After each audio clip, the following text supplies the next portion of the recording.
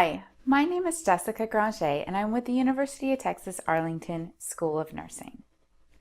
Today I will be discussing the management of hypotensive patients in septic shock, specifically the administration of vasopressors, norepinephrine, also known as Levophed, and dopamine. First, let's review septic shock.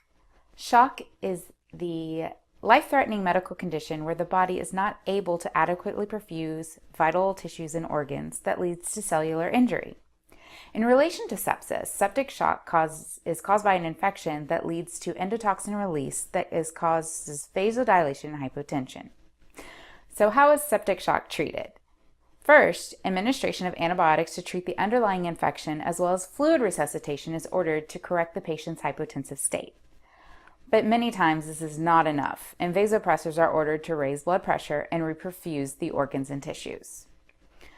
So let's talk about norepinephrine and dopamine. Both drugs are adrenergic agonists and neurotransmitters that work by stimulating the body's sympathetic nervous system. And remember, the sympathetic nervous system is responsible for the fight or flight response. Do you remember the story about the bear chasing you? What happens when a bear chases you? To run away from the bear, your heart rate has to increase and blood pressure increase to help oxygenate all of your muscles so that you can run fast and save your life. I know it's a simplified explanation, but norepinephrine and dopamine have similar responses on your body. Though they have similarities, they have differences as well. Norepinephrine is a vasoconstrictor and works on both alpha-1 and beta-1 receptor cells.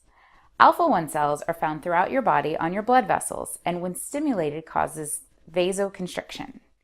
Beta-1 cells are primarily found on cardiac muscle and work on heart rate and contractility. Norepinephrine primarily works on alpha-1 cells, and that is why it is the #1 choice in treatment of patients with septic shock. During septic shock, the blood vessels dilate due to endotoxins which lower the blood pressure and perfusion to your cells throughout your body.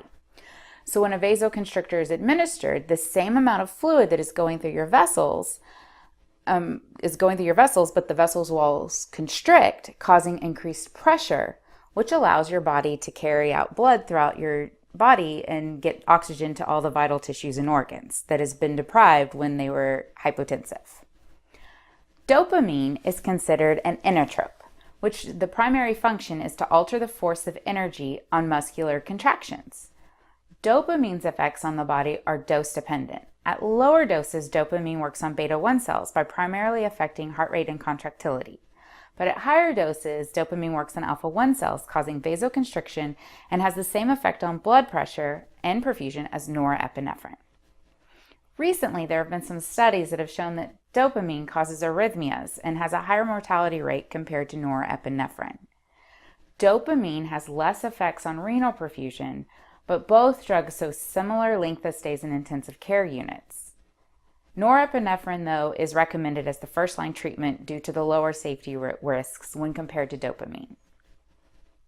Both medications should be diluted in a dextrose solution and administered through a central venous catheter, as they both pose risks for extravasation of necrosis. Patients on MIOI inhibitors or antidepressants should also have caution when using these medications, as they could cause prolonged hypertension. Close monitoring of vital signs and urine output is needed for safe titration of both medications. It is unknown if either causes developmental issues in pregnant women, as studies have not been conducted. There are also many multiple treatment choices for patients with hypotension related to septic shock, and norepinephrine and dopamine are just two of the many examples. With the increased risk of arrhythmias and mortality rate of dopamine, norepinephrine is the recommended first-line treatment for patients in septic shock.